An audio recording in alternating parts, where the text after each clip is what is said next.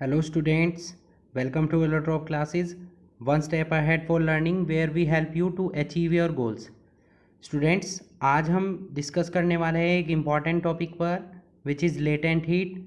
Okay, तो latent heat क्या होती है और उसके टाइप्स क्या होते हैं और वो कितने टाइप की होती है, तो आज हम इसी चीज़ के बारे में पढ़ने वाले हैं.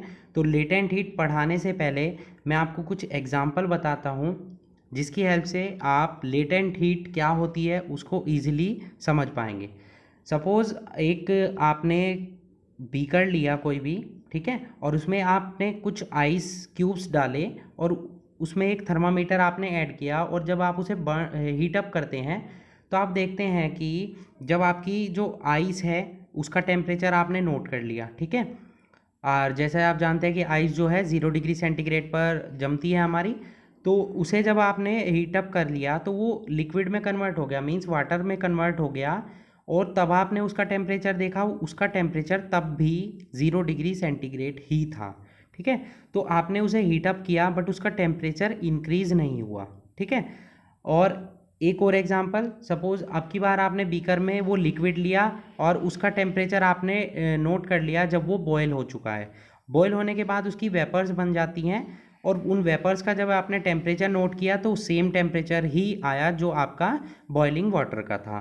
तो ऐसा क्या रीज़न है कि आपका जो आइस है वो लिक्विड में कन्वर्ट हो चुकी है और लिक्विड आपका फिर वेपर्स में कन्वर्ट हो चुका, तो इन दोनों रिएक्शंस के ड्यूरिंग में आपका जो टेम्परेचर रहा वो सेम रहा. तो ऐसा जिस प्रॉपर्टी की वजह से होता है वो ही प्रॉपर्टी हमारी क्या होती है, लेटेंट हीट होती है, ठीक है.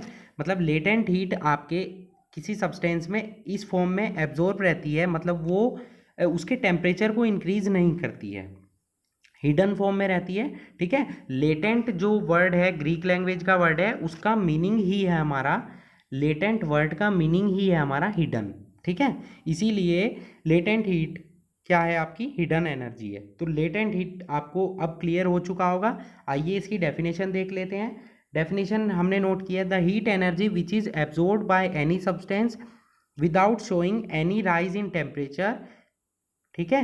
वो एनर्जी जो किसी भी सब्सटेंस के थ्रू एब्जॉर्ब की जाती है बिना उसका टेम्परेचर इंक्रीज किए, it is consider that it gets hidden into the substance, means वो सब्सटेंस में कहीं छिपी हुई है. Hidden means latent, so it is called latent heat.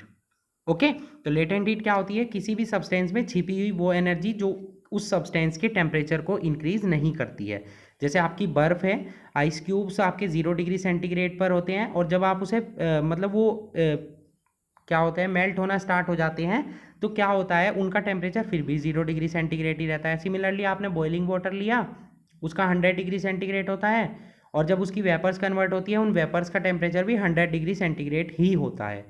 तो ये जो इस टाइप की हीट है इसे हम बोलते हैं लेटेंट हीट, मतलब जिसको देने पर आपकी सब्सटेंस का टेम्परेचर इंक्रीज ना हो, उस हीट को हम क्या बोलते हैं, लेटेंट हीट. ये लेटेंट हीट हमारी दो टाइप की होती है, लेटेंट हीट ऑफ फ्यूजन और latent heat of vaporization. Fusion means जब पिघल जाती है कोई चीज़, जैसे हमने आइस की बात की तो वो फ्यूजन का एग्जाम्पल होगा, और जो वेपर्स में कन्वर्ट होती है वो हमारी होती है लेटेंट हीट ऑफ वेपराइजेशन. आइए वन बाय वन हम इन्हें डिस्कस कर लेते हैं. लेटेंट हीट ऑफ फ्यूज़न क्या है, what is latent heat of fusion.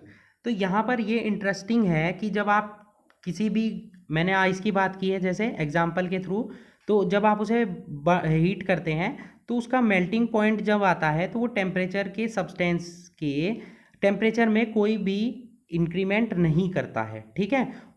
चाहे आप उसे कितनी भी हीट सप्लाई कर दीजिए उसके टेम्परेचर में कोई भी इंक्रीमेंट नहीं होगा.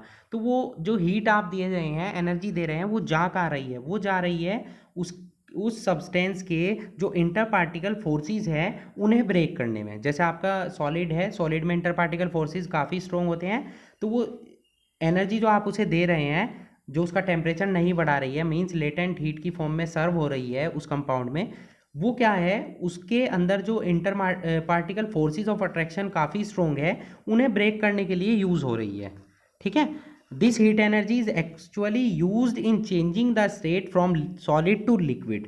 This heat energy is use to reduce the force of attraction between the particles, मतलब उनके बीच में फोर्स ऑफ अट्रैक्शन को कम करती है, ठीक है, जिससे वो इजीली क्या है मूव करना स्टार्ट कर देते हैं, तभी तो आपका सॉलिड किस में कन्वर्ट हो जाएगा, लिक्विड में कन्वर्ट हो जाएगा। तो इस तरीके से हमारी लेटेंट हीट ऑफ फ्यूजन की डेफिनेशन क्या बनती है, the amount of heat required to convert 1 kilogram of a solid into liquid at atmospheric pressure at its melting point। Means latent heat of fusion वो एनर्जी की amount है जो 1 kg solid को convert करने में, लिक्विड में convert करने में एटमॉस्फेरिक प्रेशर में यूज़ की जाती है।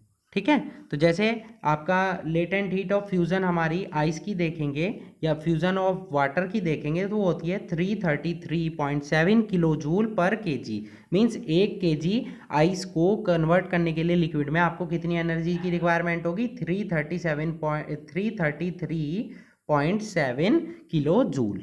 ओके, तो आई होप आपको latent heat of fusion clear हो चुकी होगी। अब चलते हैं लेटेंट हीट ऑफ वेपराइजेशन पर। वेपराइजेशन मीन्स जब आप किसी भी बॉइलिंग सब्सटेंस को कन्वर्ट करते हैं उसकी वेपर्स में, फॉर एग्जांपल हम बॉइलिंग वाटर को कन्वर्ट कर रहे हैं वाटर वेपर्स में, तो क्या होगा, लिक्विड के इंटरपार्टिकल फोर्सेस थोड़े से वीक होते हैं सॉलिड से, मतलब वो मूव कर सकते हैं, उनमें फ्लूइडिटी की प्रॉपर्टी होती है, वो फ्लूइडिटी प्रॉपर्टी शो करते हैं। तो जैसे आप उन्हें हीटअप करते हैं तो उनके जो इंटरपार्टिकल फोर्सेस हैं उन्हें ब्रेक करने में यूज़ होती है स्टार्टिंग एनर्जी, और वही एनर्जी उनमें कंज्यूम हो जाती है as a latent heat of vaporization. ठीक है, तो लेटेंट हीट ऑफ वेपराइजेशन क्या हुआ, सेम डेफिनेशन है, बस वहाँ पर आपका सॉलिड इनटू लिक्विड आ रहा था, यहाँ आएगा लिक्विड इनटू वेपर्स। वहाँ आपका यूज़ हो रहा था मेल्टिंग पॉइंट, यहाँ आपका यूज़ होगा वर्ड बॉइलिंग पॉइंट, बाकी डेफिनेशन सेम है। The amount of heat energy required to convert 1 kg of a liquid into vapors at the atmospheric pressure at its boiling point is known as latent heat of vaporization of the liquid। For example, हमने अभी पढ़ा कि latent heat of fusion कितनी है water की, 333.7 kilo joule पर मोल, लेकिन latent heat of vaporization कितनी है, 2259 किलो जूल पर केजी।